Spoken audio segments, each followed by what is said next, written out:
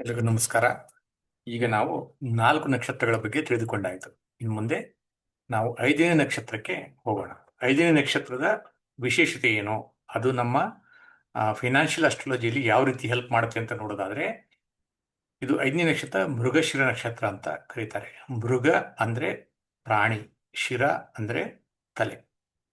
Okay, ಪ್ರಾಣಿಯ ತಲೆಯ ಚಿತ್ರವನ್ನು ಹೊಂದಿರುವ ನಕ್ಷತ್ರಕ್ಕೆ ಮೃಗಶಿರ ನಕ್ಷತ್ರ ಎಂದು ಕರೆಯುತ್ತಾರೆ. ಓಕೆ, ಸೊ ಇದ್ರ ಮೂಲ ಪರಿಚಯ ಏನಪ್ಪಾ ಅಂತಂದ್ರೆ, ಇದು ವೃಷಭ ರಾಶಿಯಲ್ಲಿ 23 ಡಿಗ್ರಿ 20 ನಿಮಿಷದಿಂದ ಮಿಥುನ ರಾಶಿಯ 6 ಡಿಗ್ರಿ 40 ನಿಮಿಷದವರೆಗೆ ಇರುತ್ತದೆ. ಇದರ ಆಡಳಿತ ಗ್ರಹ ಅಂದ್ರೆ ಇದರ ರಾಶಿ ಲಾರ್ಡ್ ಅಥವಾ ನಕ್ಷತ್ರ ಲಾರ್ಡ್ ಯಾರಪ್ಪ ಅಂತಂದ್ರೆ ಮಂಗಳ ಅಂದ್ರೆ ಮಾರ್ಸ್. ಇದ್ರ ಚಿಹ್ನೆ ಜಿಂಕೆ ತಲೆ, ಅಂದ್ರೆ ಅದು ಹೇಳಿದಾಗಿದೆ ಮೃಗಶಿರ ಅಂದ್ರೆ ಜಿಂಕೆ ತಲೆ. ಇದರ ಅಧಿದೇವತೆ ಸೋಮ ಅಂದ್ರೆ ಚಂದ್ರ ದೇವರು. ಓಕೆ, ಅಮೃತದ ಅಧಿಪತಿ. ಸ್ವಭಾವ ಸೌಮ್ಯ, ಜಿಜ್ಞಾಸು ಮತ್ತು ಅನ್ವೇಷಣಾತ್ಮಕ. ವಾಯು ತತ್ವದ ನಕ್ಷತ್ರ ಇದು. ಇದರ ಶಕ್ತಿ ಪ್ರವೃತ್ತಿ ಶಕ್ತಿ, ಹುಡುಕುವ ಹಾಗೂ ಅನ್ವೇಷಿಸುವ ಶಕ್ತಿ. ಇದರ ಪ್ರಮುಖ ಲಕ್ಷಣಗಳು ಏನಪ್ಪಾ ಅಂತಂದ್ರೆ, ಮೃಗಶಿರ ನಕ್ಷತ್ರವು ಕುತೂಹಲ ಮತ್ತು ಜ್ಞಾನಾನ್ವೇಷಣೆ ಮತ್ತು ಹೊಸ ವಿಷಯಗಳನ್ನು ತಿಳಿಯುವ ಮನೋಭಾವವನ್ನು ಪ್ರತಿನಿಧಿಸುತ್ತದೆ. ಆಹಾರ ಮತ್ತು ಆಶ್ರಯವನ್ನು ಹುಡುಕುವ ಜಿಂಕೆಯಂತೆ ಈ ನಕ್ಷತ್ರವು ನಿರಂತರ ಅನ್ವೇಷಣೆ, ಚಲನೆ ಮತ್ತು ಹೊಸ ಅವಕಾಶಗಳ ಹುಡುಕಾಟವನ್ನು ಸೂಚಿಸುತ್ತದೆ. ಹೊಂದಿಕೊಳ್ಳುವ ಗುಣ, ತೀಕ್ಷ್ಣ ಬುದ್ಧಿಶಕ್ತಿ, ವೇಗವಾದ ಚಿಂತನೆ ಮತ್ತು ವಿವರಗಳ ಮೇಲೆ ಗಮನ ಹರಿಸುವ ಸಾಮರ್ಥ್ಯ, ಅಂದ್ರೆ ಐಪಾರ್ ಡಿಟೇಲ್ಸ್ ಅಂತಾರೆ ನೋಡಿ, ಇದರ ಪ್ರಮುಖ ಲಕ್ಷಣಗಳಾಗಿವೆ. ಮೃಗಶಿರ ನಕ್ಷತ್ರ ಇದರ ಷೇರು ಮಾರುಕಟ್ಟೆ ಮೇಲೆ ಏನು ಪರಿಣಾಮ ಆಗುತ್ತದಪ್ಪ ಅಂದ್ರೆ, ಮೃಗಶಿರ ನಕ್ಷತ್ರ ಪ್ರಭಾವದಿಂದ ಮಾರುಕಟ್ಟೆಯಲ್ಲಿ ವಿವಿಧ ಕ್ಷೇತ್ರಗಳ ನಡುವೆ ಹಣದ ಹರಿವು ಅಂದ್ರೆ ಸೆಕ್ಟರ್ ರೊಟೇಷನ್ ಆಗುತ್ತೆ. ತ್ವರಿತ ಬೆಲೆ ಬದಲಾವಣೆಗಳು ಅಂದ್ರೆ ಪ್ರೈಸ್ ಚೇಂಜ್ ಆಗ್ತಾ ಇರುತ್ತೆ, ಹಾಗೂ ಹೊಸ ಮಾಹಿತಿ ಆಧಾರದ ಮೇಲೆ ಟ್ರೇಡಿಂಗ್ ಚಟುವಟಿಕೆಗಳು ಹೆಚ್ಚಾಗುತ್ತವೆ. ಅಲ್ಪಾವಧಿಯ ಟ್ರೇಡಿಂಗ್ ಮತ್ತು ಟ್ರೆಂಡ್ ಬದಲಾವಣೆಗಳಿಗೆ ಈ ನಕ್ಷತ್ರವು ಅನುಕೂಲಕರವಾಗಿದೆ. ಇದಕ್ಕೆ ಅನುಕೂಲಕರವಾದ ಕ್ಷೇತ್ರಗಳು ಯಾವಪ್ಪ ಅಂದ್ರೆ ಮಾಧ್ಯಮ ಮತ್ತು ಸಂವಹನ. ಓಕೆ, ಸೊ ಅದೇ ರೀತಿ ಮಾಹಿತಿ ವಿನಿಮಯ, ಸಂವಹನ, ಜ್ಞಾನ ಪ್ರಸಾದ ಕ್ಷೇತ್ರಗಳಿಗೆ ಈ ನಕ್ಷತ್ರವು ಅನುಕೂಲಕರವಾಗಿದೆ. ಮಾಧ್ಯಮ ಮತ್ತು ಸಂವಹನ ಅಂದ್ರೆ ನಮಗೆ TV18 ಬ್ರಾಡ್ಕಾಸ್ಟ್ ಆಗಲಿ ಅಥವಾ ಯಾವುದೇ stock related G business, G news, so ಯಾವ ಲಿಸ್ಟೆಡ್ ಕಂಪ್ನಿಗಳು ಇದಾವಲ್ಲ ಮಾಧ್ಯಮದ ಸಂಬಂಧಪಟ್ಟವು, ಆ ಸ್ಟಾಕ್ಗಳಲ್ಲಿ ನೀವು ನೋಡ್ಬೇಕಾಗತ್ತೆ. ಅದೇ ರೀತಿ ಪ್ರವಾಸೋದ್ಯಮ ಮತ್ತು ಪ್ರವಾಸ ಕ್ಷೇತ್ರ, ಶಿಕ್ಷಣ ಮತ್ತು ಆನ್ಲೈನ್ ಕಲಿಕೆ. ಓಕೆ, ಪ್ರವಾಸೋದ್ಯಮ ಅಂದ್ರೆ ಈಗ ನೀವು ITDC, okay, so Indian tourism development corporation, ಇಂಥ ಕಂಪ್ನಿಗಳಲ್ಲಿ ಇನ್ವೆಸ್ಟ್ಮೆಂಟ್ ಮಾಡೋದ್ರ ಬಗ್ಗೆ ಯೋಚನೆ ಮಾಡಬಹುದು. ಶಿಕ್ಷಣ ಮತ್ತು ಆನ್ಲೈನ್ ಕಲಿಕೆ ಅಂದ್ರೆ ಎಜುಕೇಶನ್ ಮತ್ತು ಆನ್ಲೈನ್ ಕೋಚಿಂಗ್, ಈಗ ಬೈಜೂಸ್ ಕಂಪ್ನಿ ಇದೆ. ಸೊ ಈ ರೀತಿ ಯಾವ್ಯಾವ ಲಿಸ್ಟೆಡ್ ಕಂಪ್ನಿಗಳು ಇದಾವೆ ಅದರ ಬಗ್ಗೆ. ಸಂಶೋಧನೆ ಮತ್ತು ವಿಶ್ಲೇಷಣೆ ಅಂದ್ರೆ ಹೊಸ ಹೊಸ ಇನ್ವೆನ್ಷನ್, ಹೊಸ ಹೊಸ ರಿಸರ್ಚ್ ಮಾಡೋದು ಯಾವ ಕಂಪ್ನಿಗಳು ಇರ್ತಾವೋ ಆ ಕಂಪ್ನಿಗಳು. ಅದೇ ರೀತಿ ಜಾಹೀರಾತು ಮತ್ತು ಮಾರುಕಟ್ಟೆ ಸಂಶೋಧನೆ. ಜಾಹೀರಾತು ಮತ್ತು ಮಾರುಕಟ್ಟೆ ಸಂಶೋಧನೆ ಸ್ವಲ್ಪ ಕಷ್ಟಕರವಾದ ಸ್ಟಾಕ್ಗಳು ಹುಡುಕೋದು ಕಷ್ಟ, ಆದರೂ ನಾನು ನಿಮಗಾಗಿ ಹುಡುಕಿದ್ದೀನಿ. First of all RK Swamy limited, ಇದು advertisement and marketing related company ಆಗಿರುತ್ತೆ. ಅದೇ ರೀತಿ apple 3i limited, apple AFFLE ಅಂತ ಅದಕ್ಕೆ, ಅದು NSE listed company.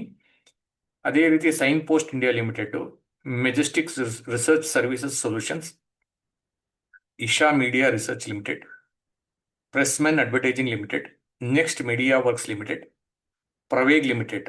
Okay, so ಇದರಲ್ಲಿ ತುಂಬಾ ಒಳ್ಳೆ ಕಂಪ್ನಿಗಳು ಯಾವ್ದಪ್ಪ ಅಂದ್ರೆ ಆಪಲ್ 3i ಅಥವಾ RK ಸ್ವಾಮಿ. ಓಕೆ, ಸೊ ಇದು ರೀಸೆಂಟ್ಲಿ IPO ಬಂದಿತ್ತು, ಲಿಸ್ಟೆಡ್ ಕಂಪ್ನಿ ಆಗಿದೆ. ಸೊ ಈ ಕಂಪ್ನಿಗಳಲ್ಲಿ ನಿಮಗೆ ಒಳ್ಳೆ ಮೂವ್ಮೆಂಟ್ ಬರಬೇಕಪ್ಪ ಅಂತಂದ್ರೆ ಮೃಗಶಿರ ನಕ್ಷತ್ರದಲ್ಲಿ ಚಂದ್ರನ ಮೂವ್ಮೆಂಟ್ ಆಗಲಿ, ಸೂರ್ಯನ ಮೂವ್ಮೆಂಟ್ ಆಗಲಿ, ಅಥವಾ ಚಂದ್ರನಿಗೆ ಸಂಬಂಧಪಟ್ಟ ಅಥವಾ ಮಂಗಳ ಗ್ರಹ ಇದರಲ್ಲಿ ಗೋಚರ ಆದಾಗೆ ನಮಗೆ ಈ ಸೆಕ್ಟರ್ಗಳಲ್ಲಿ ಒಂದು ಒಳ್ಳೆ ಮೂವ್ಮೆಂಟ್ ಬರೋ ಚಾನ್ಸ್ ಇರುತ್ತೆ. ಅದಕ್ಕೆ ನೀವು ನೋಟ್ ಮಾಡ್ಕೊಂಡ್ಬಿಟ್ಟು ಇದನ್ನ ಸ್ವಲ್ಪ ಬ್ಯಾಕ್ ಟೆಸ್ಟ್ ಮಾಡಿ. ಯಾವ್ಯಾವಾಗಿ ಮಂಗಳ ಗೋಚರ ಮೃಗಶಿರ ನಕ್ಷತ್ರದಲ್ಲಾಗಿದೆ, ಯಾವ್ಯಾವಾಗಿ ಸೂರ್ಯ ಗೋಚರ ಮೃಗಶಿರ ನಕ್ಷತ್ರದಲ್ಲಾಗಿದೆ, ಯಾವಾಗ ಚಂದ್ರನ ಗೋಚರ ಮೃಗಶಿರ ನಕ್ಷತ್ರದಲ್ಲಾಗಿದೆ, ಯಾವಾಗ ಈ ಸೆಕ್ಟರ್ಗಳಲ್ಲಿ ಈ ಸ್ಟಾಕ್ಗಳಲ್ಲಿ ಯಾವ ರೀತಿ ಪರಿಣಾಮ ಬೀರಿದೆ ಅನ್ನೋದನ್ನ ನೀವು ನೋಡ್ಬೇಕಾಗತ್ತೆ. ಮಾರುಕಟ್ಟೆಯಲ್ಲಿ ಸುದ್ದಿಗಳು, ವಿಶ್ಲೇಷಣೆಗಳು ಮತ್ತು ಚರ್ಚೆಗಳ ಆಧಾರದ ಮೇಲೆ ಟ್ರೇಡಿಂಗ್ ಚಟುವಟಿಕೆಗಳು ಹೆಚ್ಚಾಗುತ್ತವೆ. ಈ ಮೃಗಶಿರ ನಕ್ಷತ್ರದಲ್ಲಿ ಇವೆಲ್ಲ ಆಗ್ತಾವೆ. ಸ್ವಿಂಗ್ ಟ್ರೇಡಿಂಗ್ ಆಗಲಿ ಹಾಗೂ ಅಲ್ಪಾವಧಿಯ ಪೊಸಿಷನಲ್ ಟ್ರೇಡಿಂಗ್ ಅಂತಾರಲ್ಲ, ಇದಕ್ಕೆ ಉತ್ತಮ ಸಮಯ ಆಗುತ್ತೆ. ವಿಶೇಷವಾಗಿ ಮಿಡ್ ಕ್ಯಾಪ್ ಹಾಗೂ ಬೆಳೆಯುತ್ತಿರುವ ಅಂದ್ರೆ ಸ್ಮಾಲ್ ಕ್ಯಾಪ್ ಕಂಪನಿಗಳು ಹೊಸ ಕ್ಷೇತ್ರಗಳ ಷೇರುಗಳಲ್ಲಿ ಉತ್ತಮ ಮೊಮೆಂಟಮ್ ಕಂಡುಬರಬಹುದು. ಜಿಂಕೆ ಎಚ್ಚರಿಕೆ ಸ್ವಭಾವದಂತೆ ಮಾರುಕಟ್ಟೆಯ ದಿಕ್ಕಿನಲ್ಲಿ ಕೆಲವೊಮ್ಮೆ ಅನಿಶ್ಚಿತತೆ ಕಂಡುಬರಬಹುದು.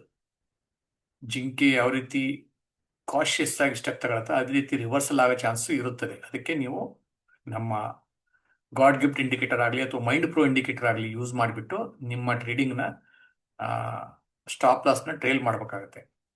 ಮಾರುಕಟ್ಟೆ ಬದಲಾವಣೆಗಳಿಗೆ ತ್ವರಿತವಾಗಿ ಹೊಂದಿಕೊಳ್ಳಿ ಮತ್ತು ವೇಗವಾಗಿ ಪ್ರತಿಕ್ರಿಯಿಸಿ. ವೇಗವಾಗಿ ಚಲಿಸುವ ಮೂವಿಂಗ್ ಅವರೇಜ್ಗಳು ಹಾಗೂ ತಾಂತ್ರಿಕ ಸೂಚಿಗಳ ಸಹಾಯದಿಂದ ಟ್ರೇಡಿಂಗ್ ನಿರ್ಧಾರಗಳನ್ನು ಕೈಗೊಳ್ಳಿ. ಸುದ್ದಿಗಳು, ಕಂಪನಿಗಳ ತ್ರೈಮಾಸಿಕ ಫಲಿತಾಂಶಗಳು ಹಾಗೂ ಸರ್ಕಾರಿ ನೀತಿಗಳ ಆಧಾರದ ಮೇಲೆ ಅವಕಾಶಗಳನ್ನು ಹುಡುಕಿ.